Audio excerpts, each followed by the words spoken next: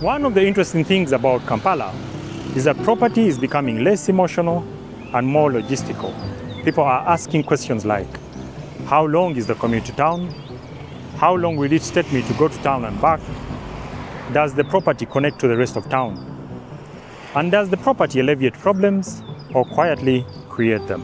Which brings us here, an 8-unit apartment block located between Chambogo, Nalia and Chiwatule on private Milo land with a private generator, ample parking space, and located close enough to the city without being consumed by it.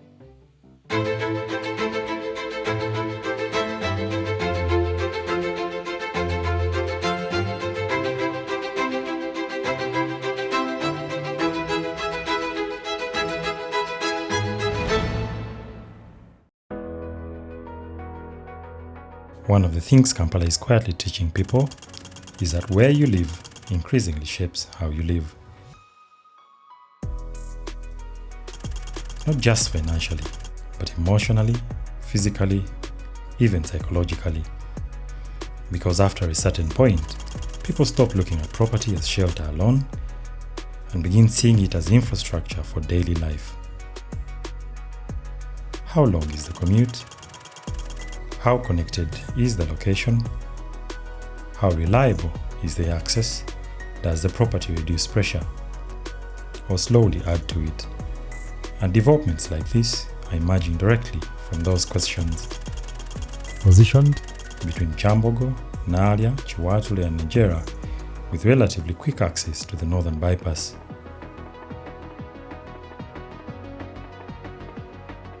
This is the kind of location increasingly attracting people who value movement, professionals, business owners, diaspora investors, people trying to remain connected to Kampala without becoming trapped by it.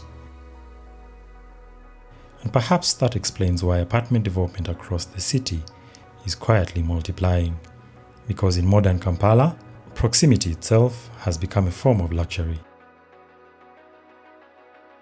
Now, of course, a serious buyer asks more difficult questions. Is the location sustainable long term? What happens to traffic pressure 5 years from now? Can rent or demand remain consistent? How reliable are the utilities? How well will the property age? And perhaps most importantly, does the development solve a problem significant enough to justify the investment? Because increasingly, the most valuable properties in Kampala are not necessarily the biggest. They are the ones that fit most intelligently into the realities of the city. Most people think rental property is the safest way to invest in real estate. But in Uganda, that's exactly where people slowly start losing money. You see, a property like this will always look impressive at first glance, but if you are the buyer of the entire block, there are questions you have to ask yourself before anything else. Questions like, is the road reliable year-round? Can tenants actually access this place easily after work? What does occupancy look like during the rain season? And beyond the building itself, what is happening around it in 5 years? Because real estate is not just about what you see on day one, it's about what it becomes after you've already committed your money.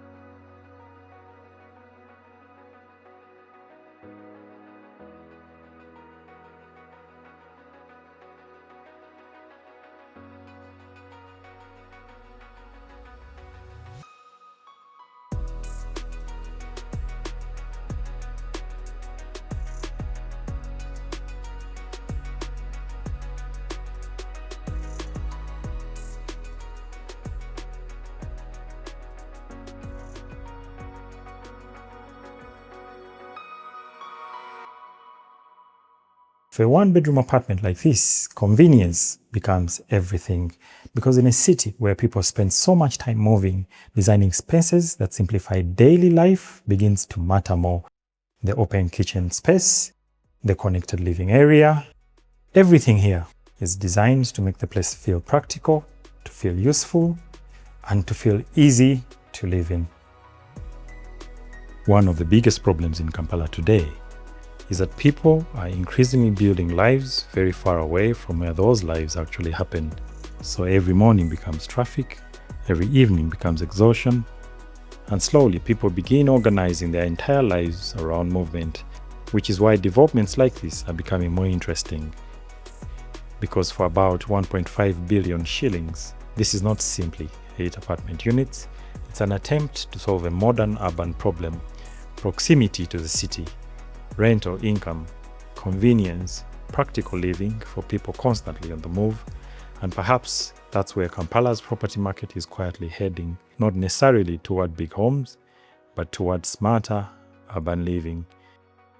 This is The D Room by Nest.